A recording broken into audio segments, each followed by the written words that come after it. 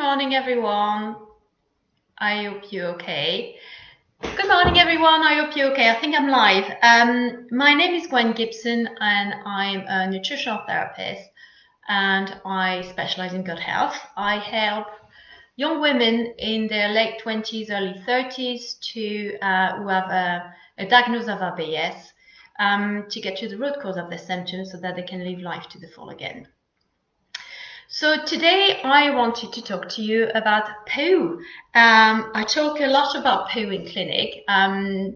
People who know me know in consultation I ask about poo initially, consultation, and every single other consultation. So why is it so important? Why does it matter? Because it gives me a good idea of the health of your gut and your overall general health, really. So today in this video, I'm going to cover the different type of stool and what they can indicate, and maybe a few other considerations towards the end. So what is your stool made of? So that's the technical word for poo. What is your stool made of? So your stool is made of 75% water, 9% is made of fiber, and 16% of your poo is made of inorganic good and bad bacteria.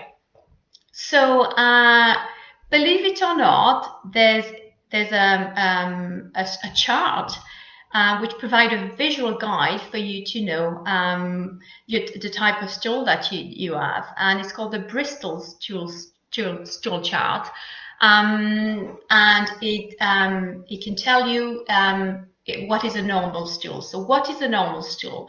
A normal stool is a 3, a 4, and a 5. So I go from 1 till 7. So a normal stool is a 3, a 4, and a 5.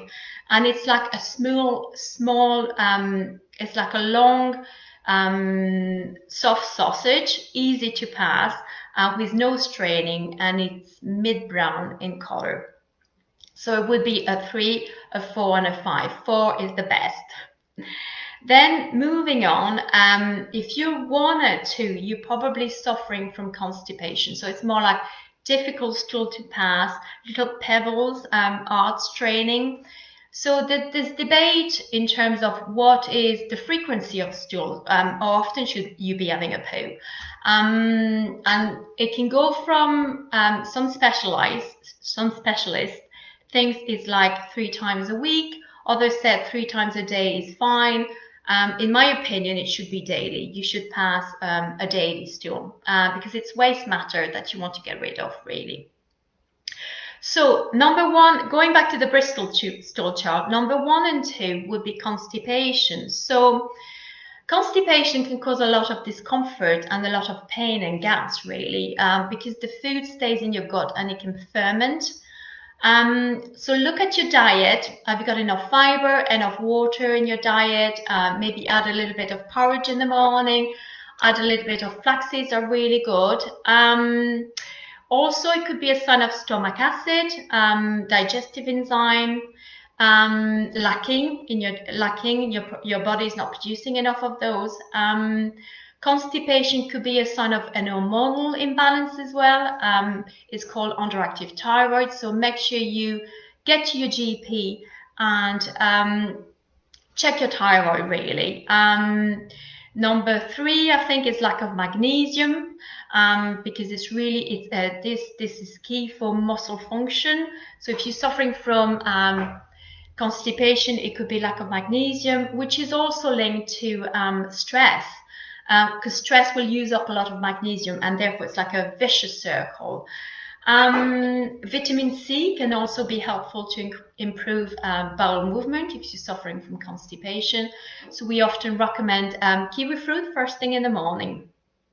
And another root cause for constipation could be what we call dysbiosis. It's an imbalance between good gut bacteria and not so friendly gut bacteria.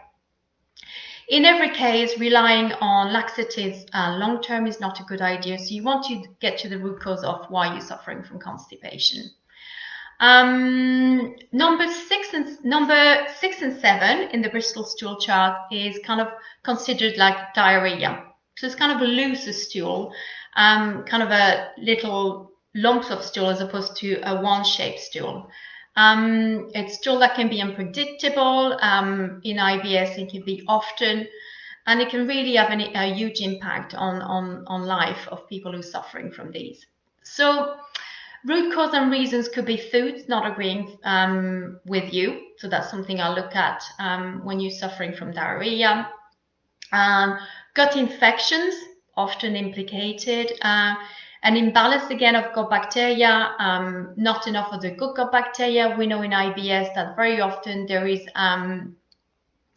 a lack of bifidobacteria, for example, which are really important for gut health in general. Diarrhea can often happen when you've had a course of antibiotics, so that's why I often recommend that you add probiotics when you are taking antibiotics. Magnesium again, stress often, stress can either cause constipation for some people or for some others can cause diarrhea. So lack of serotonin. There's also very much a link with what we call peristalsis, bowel movement with serotonin. So sometimes there is a link with serotonin, maybe not enough or not production of serotonin. But here again, imodium is not the answer. So you need to really get to the root cause of why you are getting loose stool, because loose stool can also lead to malabsorption of food. The food is not staying enough in your gut to be absorbed properly. So it has far other reaching consequences for your health in general. So some other consideration, the color of your stool. So like I said, should be mid-brown. Certain food can change the color of your stool, such as the beet can turn red. It can be sometimes green when you have ultimately green leafy vegetables. But on an ongoing basis, it should be mid-brown. And if it's a different color, then like orange, black, you should really be consulting your GP. Sometimes black stool can be a sign of that there is bleeding further up the digestive tract. So you really want to get that checked out. Undigested food in your stool could be a sign that you are not chewing your food properly, producing enough stomach acid, enough digestive enzymes.